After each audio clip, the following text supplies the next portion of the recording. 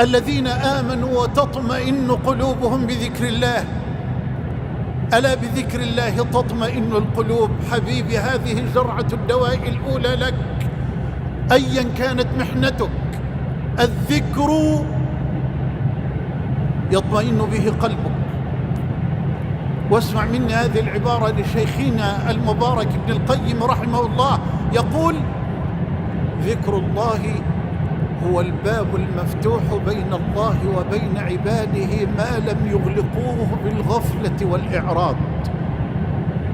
الباب مفتوح، نحن الذين نغلق الباب بالغفلة، نحن الذين نغلق باب الذكر بالإعراض عن الله.